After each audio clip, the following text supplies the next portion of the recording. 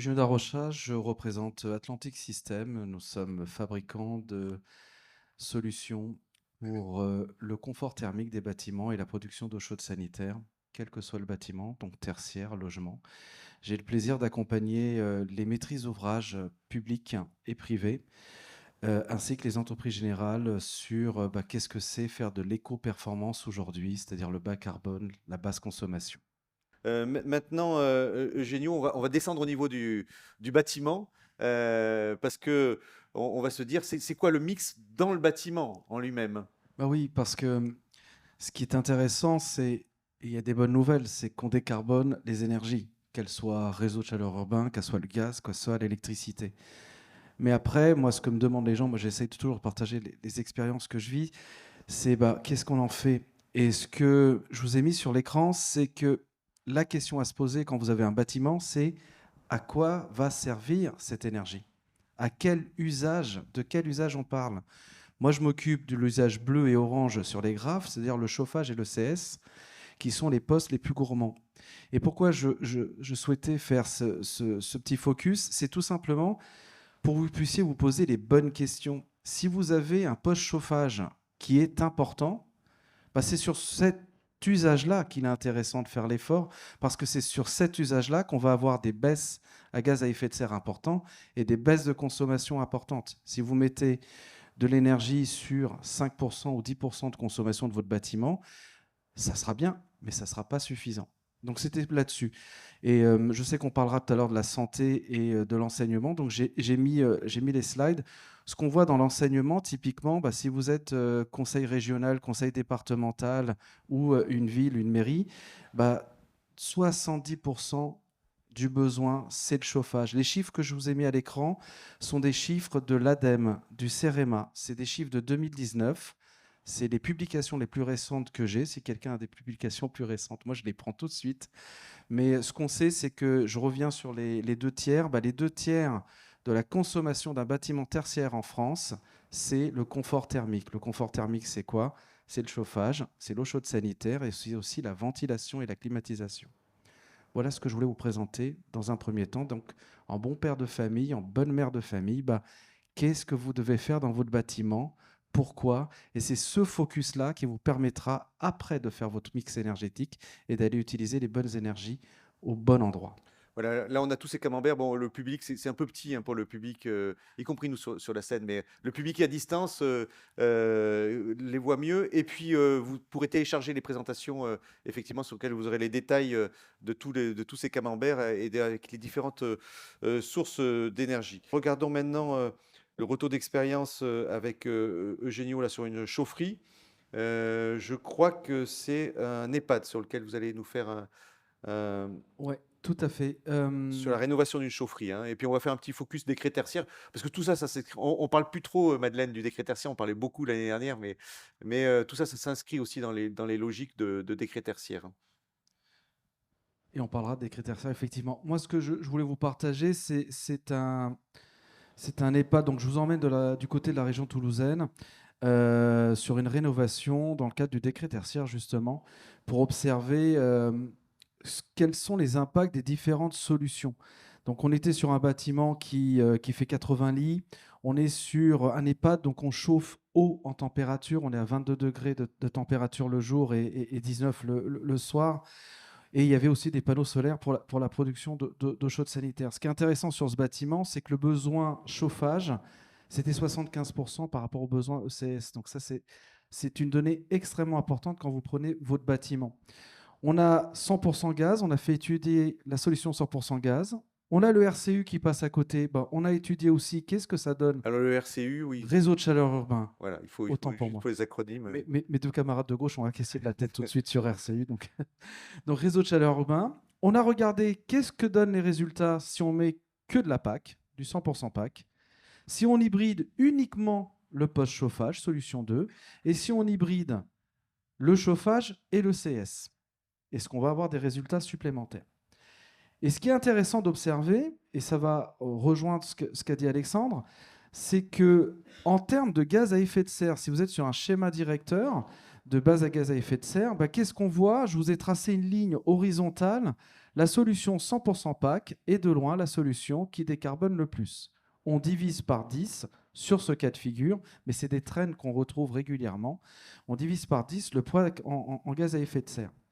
Si on regarde l'hybridation, on divise par 2. Et la question à se poser, c'est quel est l'objectif qu'on doit atteindre? Parce que réglementairement, quand on est dans le logement, il y a du DPE. Quand on est dans l'aéro 2020, excusez-moi, je suis en tertiaire. Quand on est en tertiaire, il y a aussi des objectifs à carbone équivalent, pour l'instant, ou mieux. Et à droite, je vous ai fait la même chose, mais avec, si je compare ma base gaz avec la base du réseau chaleur urbain. Et la bonne nouvelle, le réseau chaleur urbain qui est vertueux, on va diviser par 4 le poids en gaz à effet de serre. Et on a aussi le même trend, c'est-à-dire que si on hybride, parce qu'on sait aussi chez Atlantique hybrider le réseau de chaleur urbain, pour le rendre encore plus vertueux, on va retrouver ce divisé par 2. Donc ça, c'est la première. Ah oui, donc on a un réseau de chaleur urbain qui est déjà hybride par nature, qui est avec un mix énergétique, et sur lequel, quand il arrive dans le bâtiment, on remixe encore une deuxième fois. Oui. Il y a des endroits où on a besoin. Il y a des endroits où le réseau de chaleur urbain n'est pas assez vertueux. Donc, on va pouvoir aussi l'hybrider. Donc ça, c'est des nouvelles technologies qui sont déjà en place et étudiées.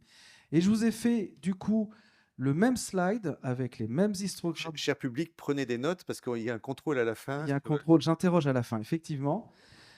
Qu'est-ce que ça donne du point de vue décret tertiaire? Alors, je rappelle très rapidement le décret tertiaire, si je résume en une phrase, moins 40% en 2030 de consommation sur les bâtiments tertiaires, ou le seuil quand il y a un seuil réglementaire. Là, qu'est-ce qu'on voit? Sur la base 100% gaz, toujours, on va tirer cette ligne, la solution 100% thermo est la solution qui donne le plus de baisse de consommation sur l'ensemble du bâtiment. J'ai fait exprès de sortir l'ensemble du bâtiment. Donc, on a un moins 38. Si on doit faire moins 40, c'est pas mal. On a quand même quasiment réussi le résultat. Mais si on hybride, on a quand même fait déjà plus de 50% du chemin. Et si on hybride avec très peu de parts PAC, c'est ça qui est intéressant à regarder. La même chose du RCU. Alors, si on regarde le gaz par rapport au réseau solaire urbain, on va gagner que 6%. Pourquoi? Parce que ce n'est pas une solution qui est là pour faire baisser de la consommation. C'est une alimentation d'énergie. Mais si on va l'hybrider, là, on va retrouver encore ces 25% de gains du point de vue décret tertiaire. Pourquoi je vous parle de l'hybridation? Parce que, et je finirai par 3 points, c'est que l'hybridation, ça coûte 3 fois moins cher que faire du 100% thermo, que faire du 100% PAC. Ça coûte 2 fois moins cher que faire du réseau de chaleur urbain, du point de vue investissement matériel. Donc si du point de vue investissement matériel, vous faites 25% de biens par rapport aux objectifs et vous divisez par votre poids de carbone par 2, ça vaut le coup de s'intéresser à la solution d'hybridation. Deuxième point, moi je suis fabricant de pompes à chaleur. La pompe à chaleur, comme son nom l'indique, c'est un groupe qui prend de la chaleur, de la calorie à l'extérieur. C'est une machine qui se pose en extérieur. Et qui dit poser la machine en extérieur, dit j'ai besoin de surface, j'ai besoin de regarder l'impact au niveau acoustique du matériel, et j'ai besoin de puissance électrique. Pourquoi? Parce que je vais rajouter de la puissance électrique sur mon bâtiment. Quand on fait de l'hybridation, on va diminuer cet ajout de puissance électrique. Et à l'heure du tarif bleu, du tarif jaune et du tarif vert, c'est intéressant de se poser les questions. J'ai mis aussi le mot hauteur sur l'implantation des machines pour vous rappeler, aux gens qui nous écoutent et qui sont dans la salle, que la hauteur de la machine fait partie du PLU, fait partie du bâtiment. Donc il faut faire attention si on ne dépasse pas le PLU réglementaire autorisé par la ville. Enfin, du point de vue technique... c'est-à-dire si on rajoute des choses sur le toit... Si tu rajoutes un étage, à un moment, est-ce que tu peux le rajouter ou pas? Et les machines font partie. Alors, il y a des grands lobbies, évidemment, qui sont en train de se mettre en place pour qu'on enlève les machines du plan d'urbanisme, mais pour l'instant, c'est comme ça. Moi, je fais que transmettre ce que dit la loi. Le stockage ECS, j'en parle. Le stockage de ce ballon d'eau chaude sanitaire, quand vous êtes en pompe à chaleur, on va stocker plus d'eau chaude. Donc, il faut faire attention en rénovation, si on a la place en chaufferie, et si on a la hauteur en chaufferie. Parce que les ballons d'eau chaude qui sont de grand volume, ils sont hauts. Et moi, je dois faire... Pourquoi est-ce qu'on stocke plus d'eau chaude sanitaire? Parce qu'on fait de l'accumulation par rapport à de l'instantané. C'est-à-dire que la chaudière, son grand charme, c'est comme une casserole sur la cuisinière. Je lui mets la puissance que j'ai besoin avec mon brûleur. elle va me fabriquer l'eau chaude comme je veux. Si je veux 90 degrés, je fais 90 degrés. La pompe à chaleur, elle prend les calories. Donc elle va pouvoir stocker en fonction du fluide frigorigène qui est à l'intérieur, plus ou moins d'eau chaude. Donc j'ai besoin de ballons plus gros pour aller faire ce qu'on appelle le pic 10 minutes en termes de besoin. Excusez-moi, le pic journalier en termes de besoin avec la pompe à chaleur, alors que je travaille en pic 10 minutes, comme son nom l'indique, avec de la chaudière, parce que je peux compenser la baisse de température. Est-ce que j'ai répondu à la question? Très bien. Très bien. Très clair. Et puis après, le dernier point que je voulais attirer votre attention, c'est comment on finance tout ça. Est-ce que vous allez chercher des fiches C2E? Est-ce que vous allez chercher des coups de pouce C2E? Est-ce que vous êtes sur contrat en CPE? Pourquoi je mets ce point en avant? Parce que les fiches C2E, les coups de pouce C2E, sont des coups de pouce qui font pour qu'on aille plus loin. Et c'est bien à ça que ça sert. Et je viens de vous dire juste avant, sur le slide d'avant, est-ce que ça vaut le coup d'aller plus loin si on respecte déjà les aspects réglementaires là-dessus? Sachez qu'aujourd'hui, quand vous avez une solution 100% gaz et que vous passez par une solution 100% thermo, vous avez un coup de pouce C2E, vous multipliez par 4 votre prime. Vous avez aussi des coups de pouce C2E, et j'en conclurai là-dessus, sur de l'hybridation. On est d'accord, Alexandre? Il y a des coups de pouce là-dessus. Voilà ce que je voulais vous partager sur cette EHPAD. J'ai évidemment l'ensemble des résultats au niveau financier, au niveau investissement, et je serai ravi de répondre aux gens qui me solliciteront plus tard sur ces aspects-là pour ne pas vous embêter.